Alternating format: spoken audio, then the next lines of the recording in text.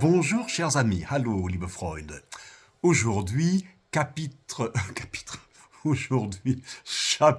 5 de mon livre pour enfants.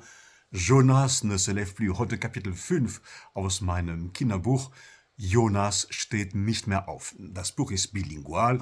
Links der Text auf Deutsch, rechts auf Französisch.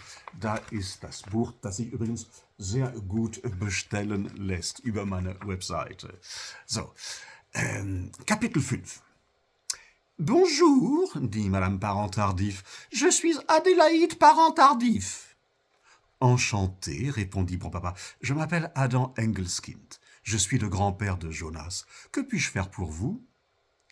Eh bien, je voudrais savoir ce qui se passe.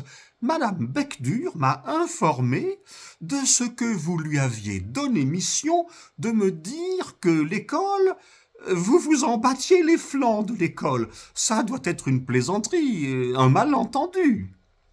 Comme tous les professeurs qui doivent parler plus fort que leurs élèves, Madame Parent-Tardif avait une voix perçante, mais elle oubliait d'arrêter sa voix perçante après l'école.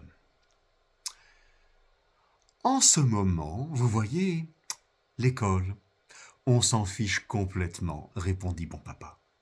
Et il commença à chanter et à danser comme un rappeur. Ouais, là tu vois, l'école, on s'en fiche complètement. Hey, hey man, complètement qu'on s'en fiche. Là tu vois, l'école, on s'en fiche. Magnifique, dit Madame Parent-Tardif. Vous faites ça très bien. Jonas trouvait que Madame Parent-Tardif parlait à son grand-père comme s'il avait été l'un de ses élèves, mais ça n'était pas possible parce que bon papa était vieux. Il n'y avait donc qu'une seule explication. Madame Parent-Tardif se moquait de son grand-père. Il n'aurait pas fallu grand-chose pour que Jonas se lève et aille crier à Madame Parent-Tardif de ne pas se moquer de son bon papa. Mais Jonas se rappela à temps qu'il ne se levait plus. « Vous devriez avoir honte, dit Madame Parent-Tardif. Chère Madame Parent-Tardif, dit bon papa avec une drôle de voix très gentille.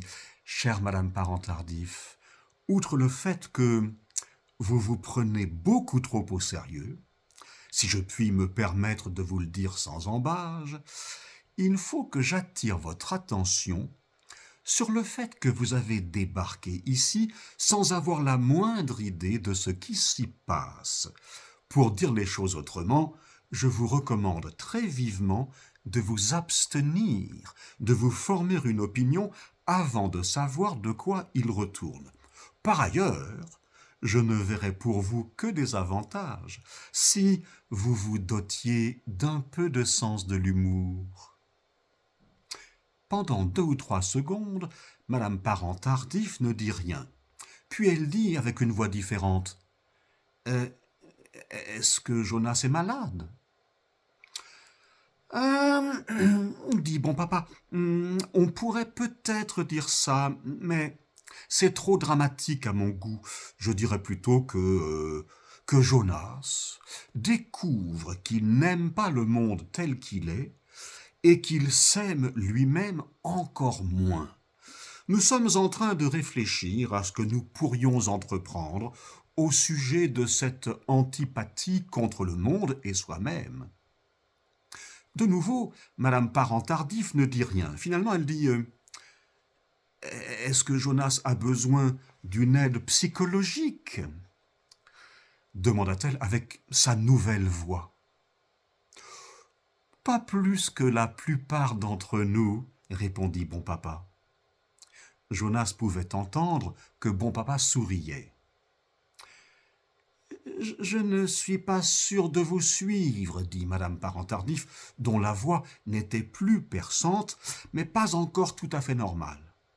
« Ce n'est ni grave ni étonnant que vous ne me compreniez pas, parce que moi aussi je me comprends à peine, » dit bon papa. « Mais puisque vous ne pouvez pas me suivre, eh bien, laissez-vous aller, je m'occupe du reste. » Vous ne voulez rien me dire de plus ?